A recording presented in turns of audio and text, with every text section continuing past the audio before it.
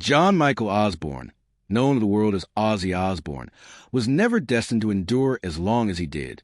Amid the turmoil, substance abuse, and self-inflicted tempests, his survival seemed improbable, yet he persisted.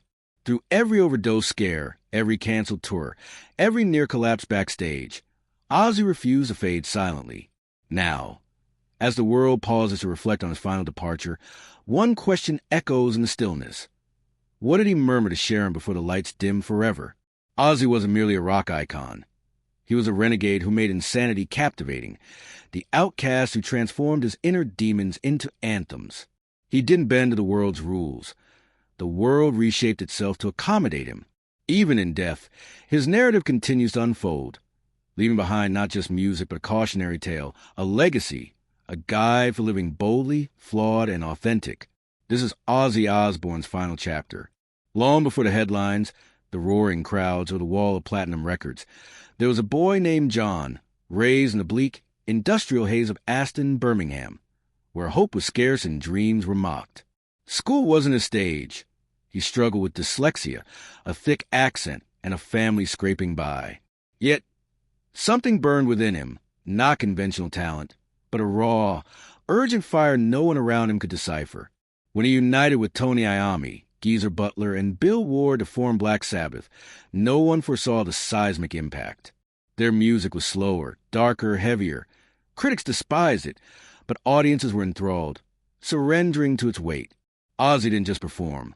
He unleashed, raw and unfiltered, his voice untrained yet magnetic because it carried a guttural, unpolished truth the world craved.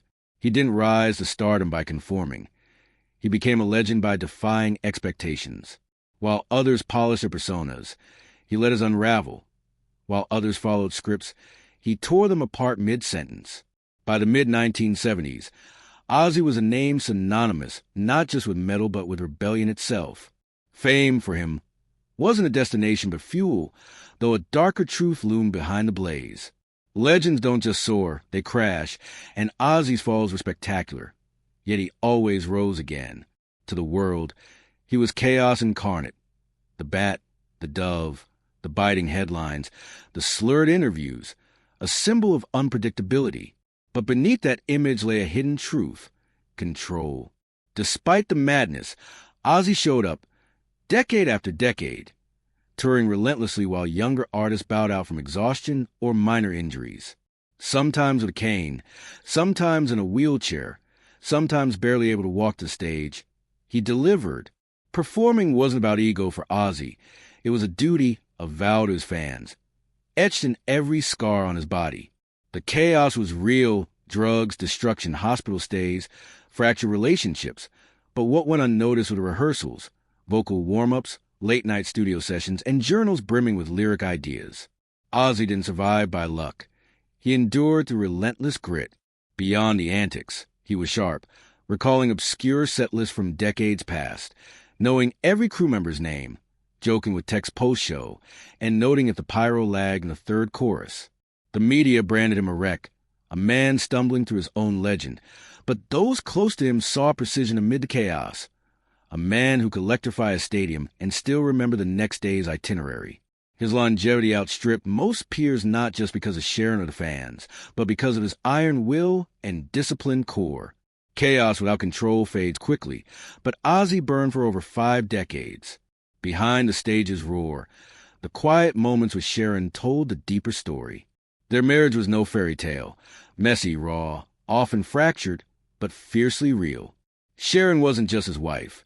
She was his anchor, manager, protector, and sometimes the only one bold enough to confront him when the world wouldn't. They met when Ozzy was spiraling, fired from Black Sabbath, lost in a hotel room with no direction. Sharon didn't abandon him. She dragged him from a haze, rebuilding his career from nothing, booking gigs, managing labels, and shielding him from media storms. Their love bore a heavy cost. Betrayals, public clashes, interventions, courtrooms, rehab, infidelity. In a rare, candid moment, Ozzy admitted he wasn't always a man Sharon deserved. Yet she stayed, a testament to a bond that weathered every tempest. Here's a provided text rewritten as a cohesive paragraph with unique wording, preserving every detail and essence without skipping any key elements. Sharon stayed, not out of fragility, but because she saw in Ozzy something the world often overlooked, a kind heart buried within a tormented spirit. Their children, Amy, Kelly, and Jack, grew up in a home where cameras never stopped rolling, yet authenticity was never staged. They witnessed their father at his peak brilliance and his deepest lows, battling addictions, stumbling, failing, and rising again, and they love him for it, not for his rock star status, but for his unapologetic honesty.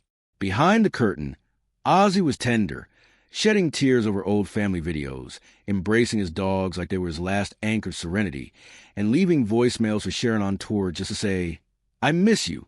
His family described him as a tornado with a gentle core, loud, uncontainable, but warm to those who got close. Yes, there were reality shows and controversies, but those were mere fragments of the truth. The real Ozzy was a man humming Black Sabbath riffs in his backyard, watching cartoons with Jack, or holding Sharon's hand away from the camera's gaze, a version rarely captured by headlines. And that's a tragedy, because it was a version that showed even the wildest, most chaotic souls can love quietly and truly. For decades, Ozzy defied the limits of rock and the human body, but time, relentless as ever, began to claim its due. Years of hard living, injuries, and neurological disorders slowed his steps, made his hands tremble, and stole his balance. For most artists, that would have been the end, but Ozzy adapted, not because he ignored the pain, but because he refused to let it define him. In one of his final performances, he took the stage with a visible limp, clutching the mic stand like it tethered him to the earth. The lights dimmed, the crowd roared, and he sang, a voice once thunderous, now softer, but heavier with history. Each note carried not power, but a lifetime's weight, and the fans didn't just cheer. They wept, witnessing not just a concert, but man pouring every last fragment of himself into music. He no longer dashed across stages. Sometimes he couldn't even stand. Yet he showed up. When doctors urged him to stop touring, he nodded, rested, then planned his return, clinging to the stage as his true home, not for fame, but for belonging. Ozzy rejected pity. He craved presence, commanding rooms even when he could barely hold a mic. In interviews, he spoke frankly about fearing he'd become a shadow of himself, yet he laughed it off. "If I fall on stage, just blast Paranoid and call it part of the show." That was Ozzy, facing the end with dark humor and unyielding grace. Behind closed doors, there were surgeries, hospital beds, therapy, and long silences, but as long as a flicker of a chance to make music remained, he held on. His final album, Patient Number 9, was a defiant triumph, crafted with rock's biggest names, pouring his waning strength into sessions that didn't sound like a man fading, but one still fighting. Ozzy never cared for pretense. While other rock stars polished their images, he bared his soul, raw, unfiltered, often brutally honest. He spoke of his darkest moments with a clarity that stunned interviewers, admitting to waking up with no memory of the night before, hurting those he loved, nearly destroying all he'd built. "I was a lunatic," he once said. "I should have been dead 1,000 times." But what set him apart wasn't just confession, it was accountability. He faced his past in rehab, therapy, and on camera, not to excuse himself, but to warn others. He spoke of addiction's decades-long grip and described depression as a shadow that lingered, saying, "I could be surrounded by people and still feel completely alone." Millions connected to that rawness because Ozzy's greatest gift was making people feel seen. He didn't pose as a role model or don a mask of redemption. He remained flawed, messy, still navigating life, and that realness defied fame's polish. In later years, his vulnerability deepened. He shared fears of losing his mind, forgetting lyrics, or burdening Sharon, crying openly on camera. Fans didn't mock him, they loved him more. If the Prince of Darkness could admit fear, perhaps they could too. Ozzy gave permission to be imperfect, to break, to try again. In a world of curated facades, his rawness was rebellion. He didn't just sing of pain, he lived it, becoming a mirror for anyone who felt broken or alone. "I'm not some legend," he said. "I'm just a guy who got lucky and didn't quit." But that's what made him legendary. His human voice in a sea of polished perfection. When news of his death at 76 broke, it felt unreal. Ozzy Osbourne dead screamed stark headlines, but for millions, it wasn't just another celebrity loss. It cut deeper. The silence that followed was deafening. In Birmingham, fans gathered beneath his towering mural, bringing candles, Black Sabbath vinyls, tattered shirts, and handwritten notes. Some knelt, some sang, some stood staring at the man who taught them to scream. In Los Angeles, crowds surrounded his Hollywood Walk of Fame star, laying black roses and scribbling lyrics in chalk as Mama, I'm Coming Home, played from a crackling speaker. Strangers wept together. Radio stations worldwide ran Ozzy marathons, and streaming platforms saw a 900% surge in his solo and Sabbath catalogs. Old concert footage trended on YouTube, not just for nostalgia, but as collective mourning, a way to say goodbye. Tributes poured in.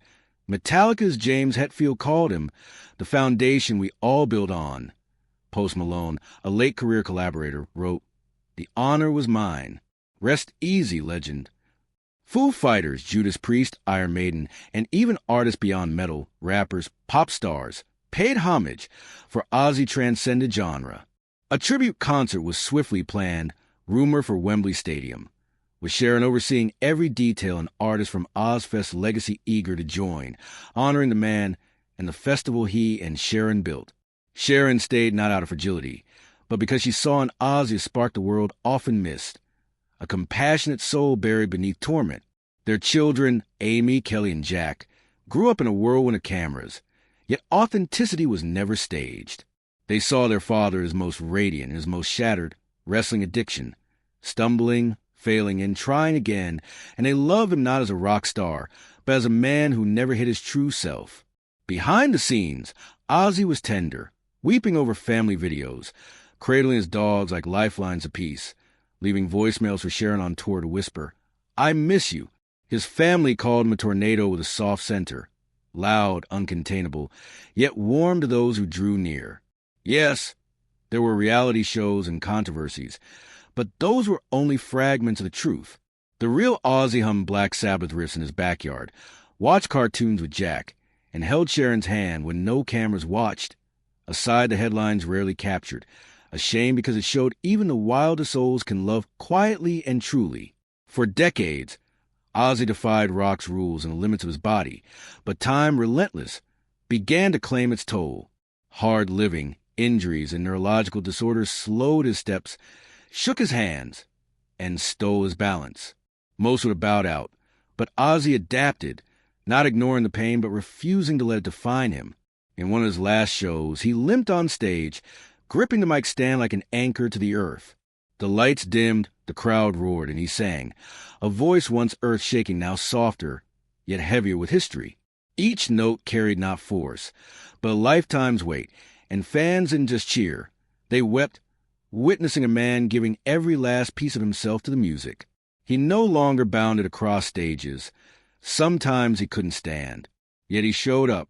When doctors urged him to stop touring, he nodded, rested, then planned his return, seeing the stage as his true home, not for glory, but for a purpose. Ozzy shunned pity.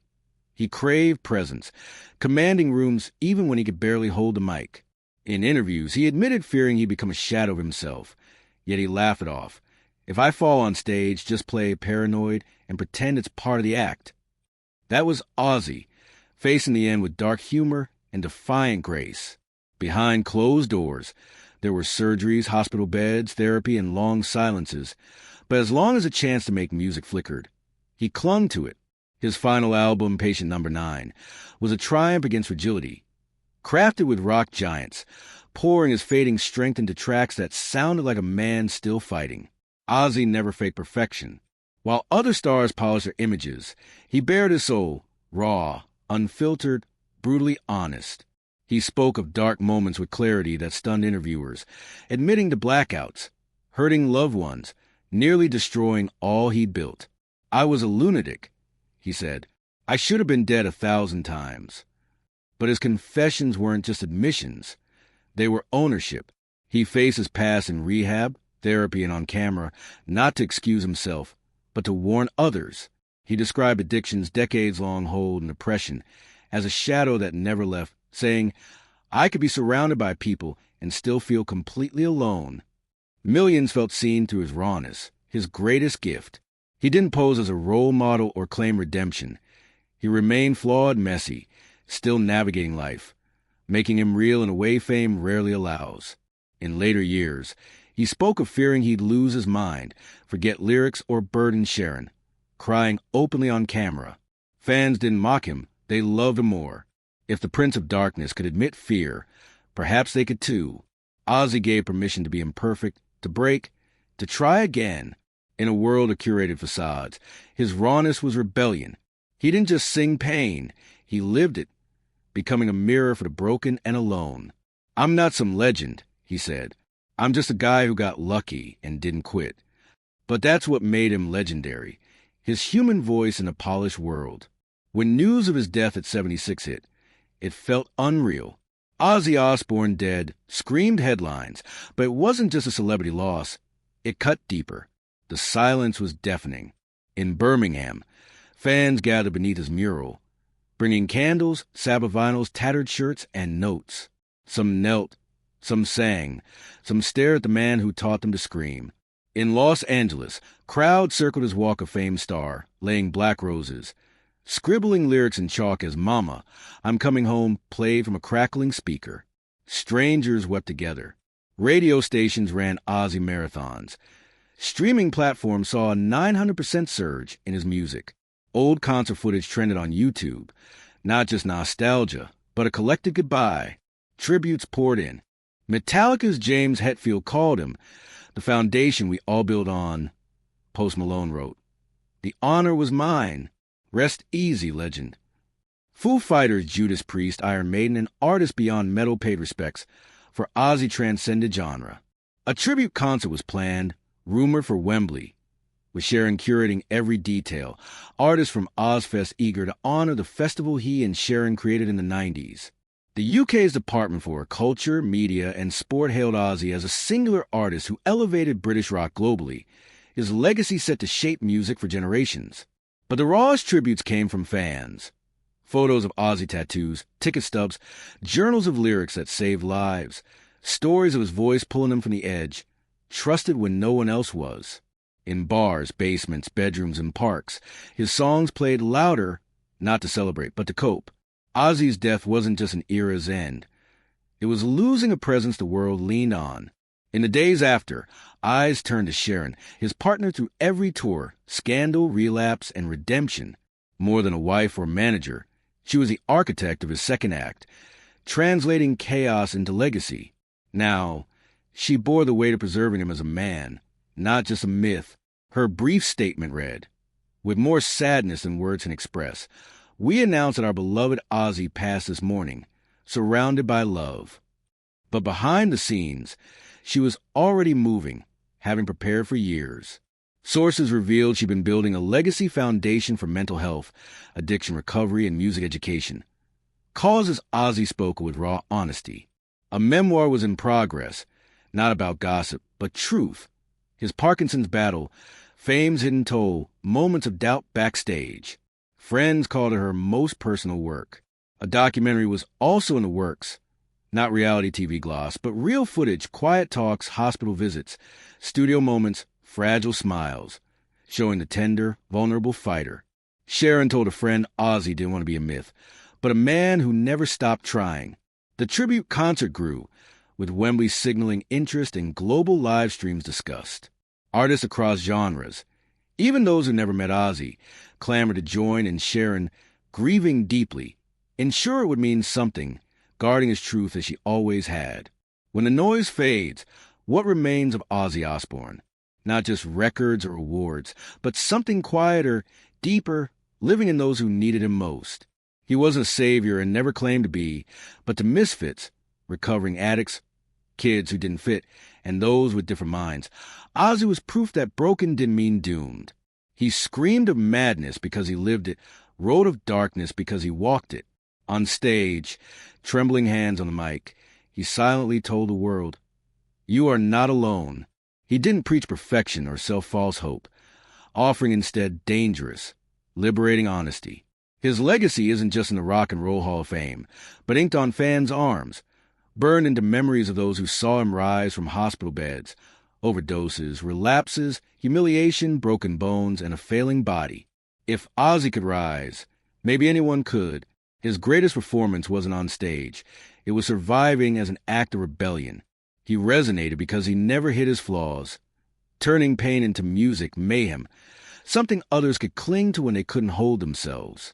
He taught the world to live loud even when feeling quiet, to scream when no one listened, to be unapologetically fiercely yourself, even if misunderstood. As fans gather in pubs, bedrooms, arenas, and cemeteries, playing his songs louder, one truth shines. Ozzy left not just a discography, but a philosophy. Be wild, flawed, unfiltered, honest, broken, but above all, you. And when silence feels too loud, press play. He's still there.